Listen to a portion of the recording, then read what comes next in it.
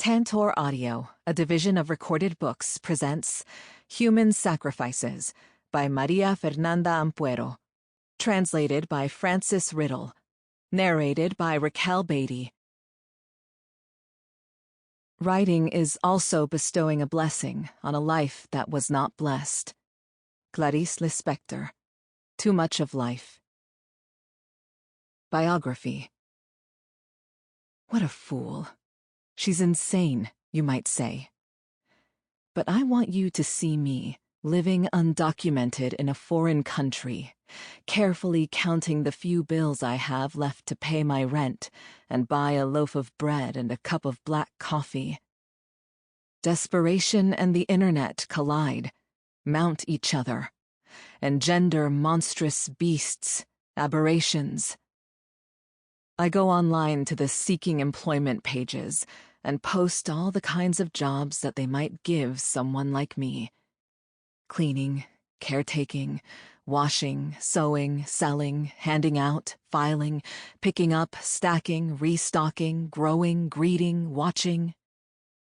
They call and immediately ask about my papers. I'm in the process of getting my residency. Call us when you have it.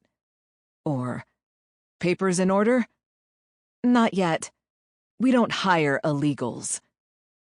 Over and over, every day. Anxiety creeps up my neck like a cold, crinkly black insect with a stinger. Do you know the creature I'm talking about? It's hard to explain the feeling when it nests on your back. It's like dying, but you're still alive. Like trying to breathe underwater. Like being cursed. Under these circumstances, writing is the most useless thing in the world. It's a ridiculous skill, a dead weight, a kind of hubris. I'm a foreign scribe documenting a world that despises her. One day, after countless ads offering my services as caretaker, nanny, maid, cook, and hearing, "Not without papers, we don't hire illegals," I decide to post something absurd. Do you think that your life story is worthy of a book, but you don't know how to tell it? Call me. I'll tell your tale.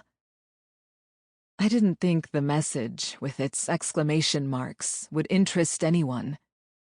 An hour later, my phone rang. Unknown number.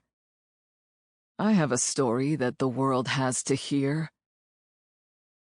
The guy was named Alberto. He said that he lived in a small town in the north, that he could pay whatever I was asking, that he couldn't give me more details over the phone, and that I'd have to go meet him the next day if I was interested in the job. After a long silence, I asked for a lot of money, because his voice frightened me. Because I'd have to travel clear across a country that was not my own. And because I thought he would refuse to pay that amount to a stranger, not to mention a foreign stranger. I'll wire half the payment right now. His tone was overfamiliar, which scared me. That friendliness older men sometimes extend, and you don't know if it's because they see you as a dumb daughter, because they want to get their hands on you, or both. When I first emigrated here, my boss at the internet cafe, the one who told me I reminded him of his little girl back home, tried to rape me inside one of the phone booths where other people like me cried over their dead or consoled their living. When I resisted, he bashed my head into the telephone. With my mouth full of blood, I turned around, screamed, and spit in his face. I ran half-naked out into the recently washed street, and no one called the police, because in that neighborhood, everyone knew that the police punished only undocumented people, not rapists. My boss had his papers in order, so I'd be the one in trouble. See me, see me. I run down the street, wearing one shoe, my blouse torn open, my bra strap broken, skirt bunched up around my hips. See me, shouting like I've just escaped an explosion, flames still blazing in my hair, the stench of scorched flesh, my teeth stained with black blood. I scream that I'm dying, that he's trying to kill me. See my neighbors, silent, on the sides of the street, watching the procession of Our Lady of the Foreign Women, a saint who receives no offerings, whom no one gives a shit about. I cried in the shower as my blood tinged the water red like in the movies, and the next day I started to look for a new job. I didn't get paid for the days I'd worked at the internet cafe. When this Alberto guy sent me the advance, a fortune, I had the urge to jump for joy, but something told me not to.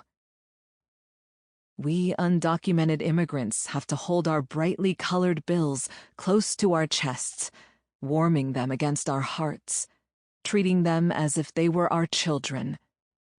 We give birth to them with a wrenching pain the body doesn't soon forget. I thought about my options until my head hurt. I asked the woman who rented me a place to sleep in her living room, my only acquaintance in the city, my compatriot, and she told me that, yes, it was dangerous, very dangerous, in fact. But sleeping on the street would be worse. Look, honey, when you emigrate, you know you're in for the worst, like going off to war. You don't emigrate if you're going to be scared of every little thing. Grit your teeth and clench your thighs shut and do what you have to do. You know it's already the first of the month. That day, with the money Alberto sent me, I felt human for a few hours. I wired money home. I called my parents and told them to kiss my daughter for me. I went into a supermarket and bought meat and fresh fruit. I had coffee with milk on a cafe terrace, like any normal woman. Then fear sprayed me with its acid water. I scarfed down my dinner like a stray dog. I caught an overnight bus headed north. Somewhere along the way, I don't know what time, I fell asleep. I dreamed that a turkey had gotten into my daughter's room and was pecking at the soft spot on her head. I immediately understood that the turkey was a demon, and that demons feed on the pure thoughts of infants. I wanted to scream, but I didn't have a mouth. The screams echoed through my brain, everything inside shaking like a maraca, making my heart swell until I couldn't breathe. I didn't have legs. I didn't have arms to pick up my baby and take her away from the turkey. I wasn't a person. I was an eye that cried the bloody milk of an infected nipple onto my daughter. The turkey turned around, looked at me. Its face was my face. It screamed, "Run! Run!" I was woken up by my own screams, and the woman sitting beside me gave me a dirty look and changed seats. Stupid foreigner, she thought. They're so strange, she thought. I bet she's sick, she thought. I disgusted her. Waiting for me at the station was a man who wasn't Alberto, but who, he said, was a disciple of Master Alberto. He was old, or looked it, toothless and so stooped that I was a full head taller. He wore a black shirt and pants and a kind of velvet cape with a hood that seemed out of place among all the people in puffer coats. I considered saying I had to go to the bathroom, then buying a return ticket and putting the whole thing behind me. But I stayed because I wanted the other half of the payment. What had I come here for if not to make money? What had I come here for if not to try my luck? What had I come here for, if not to survive, no matter what? Desperate women serve as meat for the grinder. Immigrant women are bones to be pulverized into animal fodder. Unhardened bone, pure cartilage, the soft spot on the head of the world. I thought about my parents, thousands of miles away, waiting for the wire transfer so they could start paying off my trip and feed my daughter. We knew all about loan sharks, of course, that they're dangerous creatures who make everything easy until you're in a real bind, and then they devour you alive. But we also knew that staying in the country would be even worse. Our economy was dollarized, went to shit. Every family had to sacrifice its best lamb. We'd heard stories about immigrants who owed money, receiving calls from ghastly voices, saying they were watching their little daughter play in the park, and your little girl is so cute with her pigtails. I bet she smells delicious. She's getting to be a big girl, isn't she? She's as pretty as a flower. I rode for half an hour with the old man in a long black car. I was too scared to speak, and anyway, it was like he wasn't even there, like a driver painted on a toy car. We left the town behind, the gas stations, the industrial complexes, and we drove down an abandoned side road until we reached some woods. There, I discovered that my phone had no signal. There, we reached Alberto's house. It was almost pretty. A white stone cottage with a red roof and sunflowers growing along the front. To one side were rabbit hutches and a chicken coop and a well. There was a chimney with smoke billowing out and a brick barbecue grill. I was reminded of those kids visiting the gingerbread house who'd given in to the temptation of the sugar windows as a cannibal watched from inside, licking her lips. Alberto came out to greet me, flanked by 2 Dobermans. As a little girl, I'd had a Doberman named Pacha, who would eat flowers, leaves, and anything else she came across. She was friendly and docile, until one day she wasn't. She snatched a sweet roll from my baby sister's right hand and took off 2 fingers along with it. That afternoon, my dad tied Pacha up, fed her, petted her smooth back like black silk, and then shot her in the head. I watched it all from inside the house. I asked Alberto if the dogs were vicious, and he said yes. Then I turned around to say goodbye to the old man, but the car was already gone, with no sign it had been there at all. For a few seconds, Alberto and I stared at each other, sizing each other up. See me, fragile as a chicken's neck. A foreign woman with a backpack on her back, standing before a strange man with 2 fierce, enormous dogs, in the most remote corner of a remote town in a remote country. See me. Tiny thing in a big world. A human sacrifice. Nothing. Here, no one would hear me scream. Even if I shred my vocal cords, even if I shriek until I'm destroyed inside, no one will hear me. Only the trees, the beautiful winter sky. But under trees and beautiful skies, the most horrifying things occur as they watch on. Unfeeling, distant, selfish.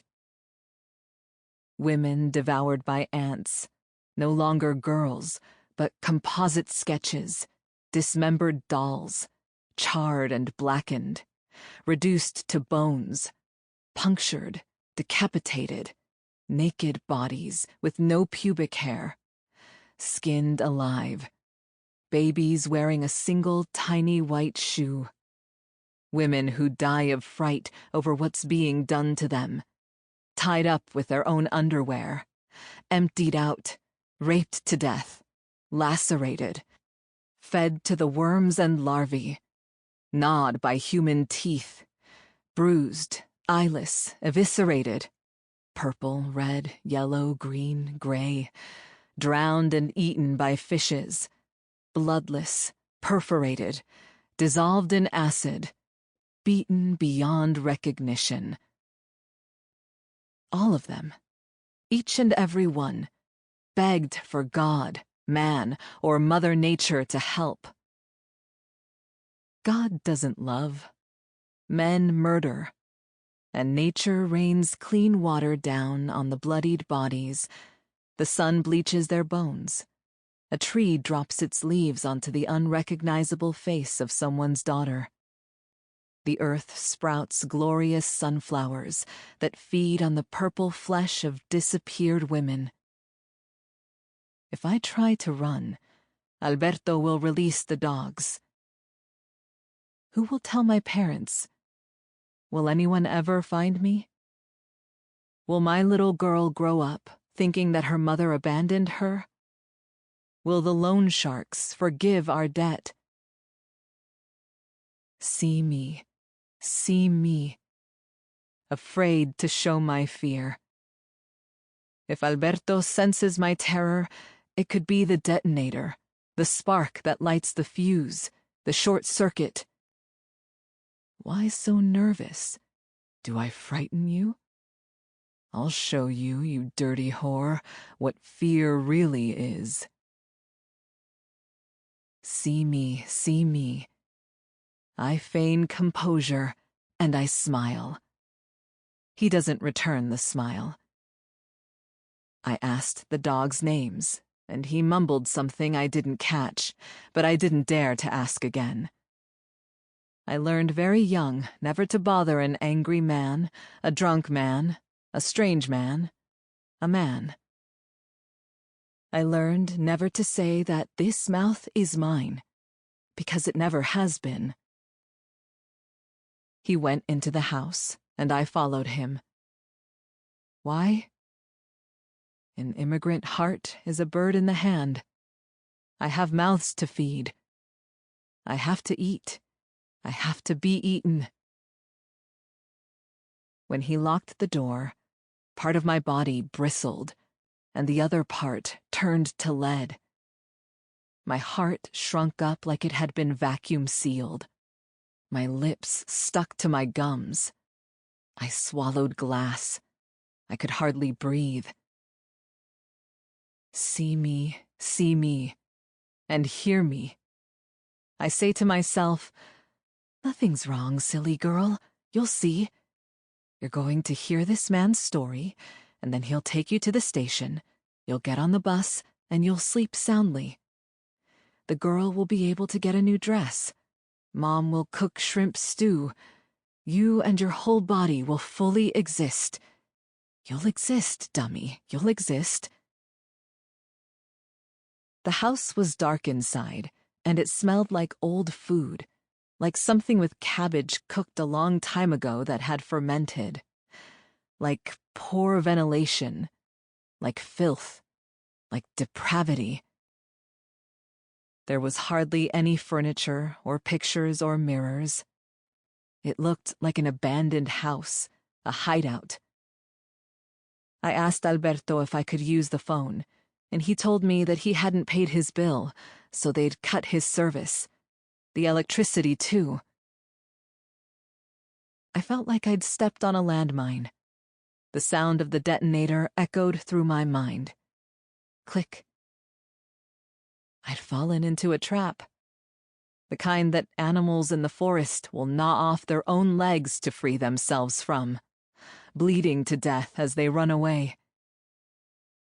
A burst of terror blinded me for a few seconds, and when I opened my eyes, I looked to Alberto for some compassion, some apology, Some understanding of the terror a foreign woman must feel here all alone. Who knows where with who knows who. There was none. Nothing. How long do you have to pretend that everything's fine until you can admit that you're infinitely fucked and you know it? How long do you have to wait before casually reaching for an ashtray, a fire poker, a flower vase to smash over his head? How much caution can a cornered animal afford to exercise? What about a woman?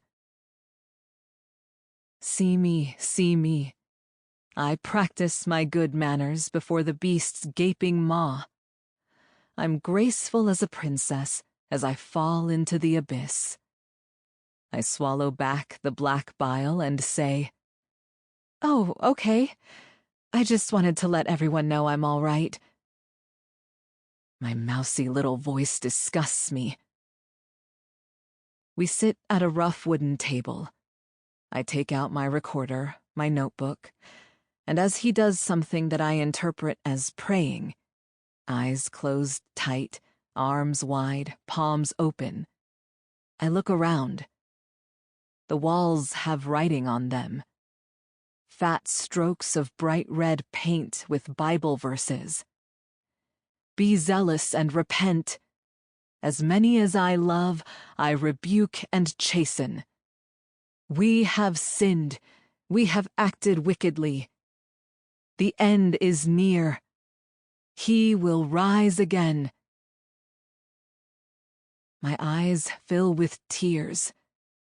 But instead of running, screaming, kicking, saying, "What the fuck is that, crazy fucker? Goddamn psycho! I'm leaving right this minute," I take out a pack of tissues and pretend to blow my nose. Suddenly, without warning, and without lifting his head, he begins to speak as if to himself. I hurriedly smash the record button. His voice is monotone, flat as an incantation, like wood being sanded. He began with his poor childhood in the city, marked by a hunger so blinding it drove him and his twin brother to hunt rats and pigeons so they'd have something to chew on besides pure misery, to quiet the monster living in their guts. They made up games using rocks and empty beer cans, had dreams of ice cream cones, toys, strawberries, and sweet cream that ended when they woke up on their filthy mattress, the nightmare beginning all over again. He spoke about the abuse, his father decimating his mother bleeding from everywhere, his mother crippled, his mother so devoted, his mother toothless, deaf in one ear, his mother full of sorrows. He and his brother jacked each other off to keep from feeling. Then they beat each other's bodies, faces, genitals. They asphyxiated themselves with plastic bags, cut themselves with razor blades, pulled each other's fingernails off, shaved their heads, removing bits of scalp, gave themselves crooked, creepy tattoos with needles and ink, branded each other's skin. Then they discovered glue, drugs, prostitution. He told of how he and his brother, growing bigger, more manly, more sinister each day, made a pact to kill their father the next time he beat their mother. They fashioned knives from tin cans and sharpened sticks that they hid under their bed. But the father never hit the mother again, because he never came back. He and his brother said goodbye to their childhood that day. The men of the house have no time for dreams. He talked about how he was a recovering addict, that drugs had been the love of his life, and he'd debased himself for them more than he could say. He'd consumed anything he could find, until the incident with his mother. The woman was very sick, but he and his brother decided to rob her, once again, of the few bills she received from the state and the medicine she took for the pain. They bought drugs, little bags of disgusting shit that they heated on a spoon and injected into their ruined arms. They fell asleep on a corner with the other junkies. They didn't dream. That night, alone, without her medication, racked with a pain so severe she let out howls from beyond the grave, shaking like a person possessed, biting her tongue, her eyes bulging from their sockets, her hands stiff as branches. Their mother died. They returned home, purple skies soaring above, dripping blood from their arms, singing sweet lullabies for dead babies. A neighbor had called an ambulance. When the paramedics arrived, they were like actors in a TV sitcom. Everything was hilarious to them, especially the expression of their dead mother, with her jaw hanging open and her eyes wide. "Mom, how hysterical! What a funny face you're making, Mom." They gave her hugs and kisses. Before the paramedics could remove her from the house, they locked themselves inside. "Why do these clowns want to take her away when she's perfectly happy? Mom, you're happier than ever, right?" As the police came to break down the door, they put their dead mother in a floral dress, danced around with her, stuck plastic flowers in her hair, moved her arms to make her shimmy seductively. They gave her a glass of wine and a cigarette. "That was the last time, Mommy," they said to her. "Sorry about your pills. We promise not to do it again. But look how much better you are. You don't need them anymore. Dance, Mommy, dance." Then their dead mother gripped their arms so tightly that they had purple bruises for weeks. Alberto rubbed his wrist as if it still hurt, and after a long silence, he spoke in a wisp of a voice. "She looked at us and said that if we ever got high again, she'd come and kill us." They sobered up instantly and realized they'd been profaning their mother's corpse. "Even today, I can't explain how she grabbed our arms. It might have been rigor mortis, I don't know. From that moment on, I completely changed my life. I never shot up any more shit. I had to get away from the dealers, from everyone I knew. I gave up the apartment and came out here to the country. The fresh air cleansed me, and I found the good word. Or the good word found me, I don't know. My brother also found the word, but a darker, more dangerous one." I felt brave enough to finally ask a question. "Where is he now?" He sighed. "It's hard for me to talk about him. Maybe tomorrow." Then, a horrifying grimace contorted his face, like he was in overwhelming pain, and he transformed into another person entirely. His eyes were two bright red coals burning in their sockets. He growled with his mouth so wide I could see the holes where his teeth should have been, the black stains of his cavities, his pointy tongue. "Tell the slut that I'm right here. Tell her about me, you son of a bitch. You brought this piece of shit foreigner to hear our story. Now tell it. But tell it right, brother. Don't leave anything out." He looked me in the eye for the first time all day. "What's wrong, you cow? You want me to tell you the truth? What my coward brother isn't able to admit? You want me to talk about our Lord of the Night? You think you have the fucking right to enter our home? Foreign trash, disgusting whore. Why did you come here? to take. That's what you're here for. Sample complete. Ready to continue?